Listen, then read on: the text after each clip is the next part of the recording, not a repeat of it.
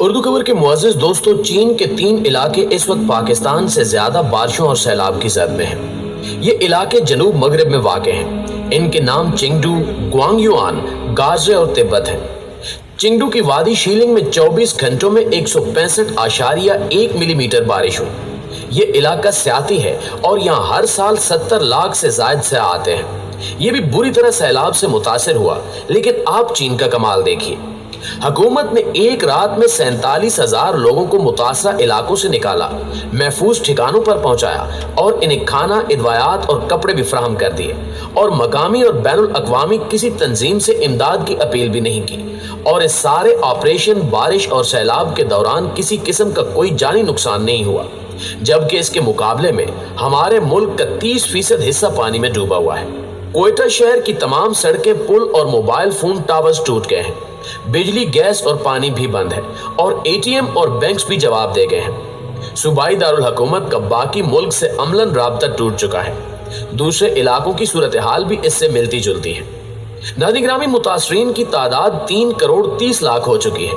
یہ گلگت بلتستان سے لے کر گوادر تک آسمان کی طرف دیکھ رہے ہیں اور آہوزاری کر رہے ہیں۔ سوال یہ ہے کہ چین ہو، ایران ہو، ترکی ہو، ملائیشیا ہو یا پھر باقی دنیا ہو، سیلاب، زلزلے اور خشک سالی وہاں بھی آتی ہے، لیکن یہ اپنے لوگوں کو ان آفتوں سے بچا بھی لیتے ہیں اور دوسروں کی مدد کے بغیر انہیں بحال بھی کر دیتے ہیں۔ مگر کیسے؟ جبکہ ہم ہر آفت، ہر مصیبت میں اپنے لوگوں کو موت کے حوالے کر کے امداد کی صدائیں لگانے کے لیے نکل کھڑے ہوتے ہیں، ہم اسے بھی بھیک کا بہانہ بنا لیتے ہیں۔ کیوں؟ کیا دوسری اقوام سپر ہیومن ہیں یا پھر ہم انسانوں کی کوئی پست ترین شکل ہیں؟ آخر ہمارا ایشو کیا ہے؟ ہم شاید آج تک اپنی قوم کو آفتوں کا سامنا کرنے کے لیے تیار نہیں کر سکے۔ آگ لگ جائے، پانی آ جائے یا کوئی حادثے کا شکار ہو جائے، ہم میں سے کسی شخص کو اس سے نمٹنا نہیں آتا۔ دوسرا، حکومت نے بھی آج تک حادثوں اور آفتوں سے نمٹنے کے لیے کاغذی منصوبوں کے علاوہ کچھ نہیں کیا۔ ہم نے قومی سطح پر NDMA اور صوبائی لیول پر PDMA بنا دیے، لیکن یہ بھی نام کے ادارے ہیں اور یہ ہلاکتوں کا ڈیٹا جاری کرنے کے علاوہ کچھ نہیں کرتے۔ حالت یہ ہے کہ ہم آج تک ملک میں مخیر حضرات کی فہرست تک نہیں بنا سکے۔ حکومت کو چاہیے تھا کہ یہ آفتوں کے دوران کم از کم 5,000 سے 1 کروڑ روپے تک امداد دینے والے مخیر حضرات اور فیملیز کا ڈیٹا اور ٹیلی فون ہی جمع کر لیتی، تاکہ مصیبت کی اس گھڑی میں ہمیں چندے کے لیے اپیلیں نہ کرنا پڑتی۔ حکومت ملک بھر کے تمام کال سینٹرز کو ڈیٹا اور بینک اکاؤنٹ دیتی اور دونوں میں امدادی رقم جمع ہو جاتی۔ ہم کیوں ہر بار ہر آفت میں امدادی کیمپ لگا کر بیٹھ جاتے ہیں؟ کیا ہم 75 برسوں میں یہ بھی نہیں کر سکتے تھے؟ دوسرا، ملک میں دعوت اسلامی، سیلانی ٹرسٹ اخوت، کاروان علم فاؤنڈیشن، عیدی چھیپا، تبلیغی جماعت، جماعت اسلامی اور انجمن طلبہ اسلام جیسی سینکڑوں تنظیمیں اور غیر سرکاری ادارے موجود ہیں۔ ملک میں 2.5 لاکھ سے زائد اسکول اور 3.5 کروڑ سے زائد طالب علم بھی ہیں۔ ہم اگر ان تنظیموں اور اداروں کے کارکنوں کے لیے ریسکیو ورک کی ٹریننگ لازمی قرار دے دیں، ہم اگر انہیں آگ بجھانے، زخمیوں کو اٹھانے، سیلاب میں گھرے لوگوں کو نکالنے اور ضرورت مندوں تک خوراک پہنچانے اور بیماروں اور زخمیوں کی مدد کی ٹریننگ دے دیں، اور ان سب کی فہرستیں اپنے پاس رکھ لیں اور ضرورت کے وقت انہیں طلب کر کے کام پر لگا دیں، تو ہمارے پاس 2-4 کروڑ لوگوں کی فورس تیار ہو جائے گی۔ ہم اگر ملک بھر کے اساتذہ کو ڈیزاسٹر مینجمنٹ UN کا انتظار نہیں کرنا پڑے گا۔ اور تیسری چیز، دنیا کے بے شمار ملکوں میں ہر گھر میں ڈیزاسٹر اور ریپیئرنگ کے آلات ضرور موجود ہوتے ہیں۔ کیا ہم قوم کو گھروں میں رسے، سیڑھیاں، فالتو بالٹیاں، ہتھوڑیاں اور گینتیاں رکھنے کے لیے بھی تیار نہیں کر سکتے؟ ہم یہ اصول ہی بنا لیں کہ ملک کا ہر مڈل کلاس شخص اپنے گھر میں ایک ٹینٹ ضرور رکھے گا، اور وہ یہ مشکل کے وقت متاثرہ علاقوں میں بھجوا دے گا۔ ہم ٹینٹ مالکان کی فہرستیں مختلف NGOs کو دے دیں، اور NGOs کے کارکن ضرورت کے وقت ٹینٹ جمع کر کے متاثرین تک پہنچا دیں۔ کیا ہم یہ بھی نہیں کر سکتے؟ پاکستان میں جنرل ضیاء الحق کے دور تک رضاکار اور NCC جیسے پروجیکٹ ہوتے تھے۔ ضلعی انتظامیہ ہر شہر سے رضاکار بھرتی کرتی تھی۔ یہ لوگ مشکل وقت میں پولیس اور سول انتظامیہ کی مدد کرتے تھے۔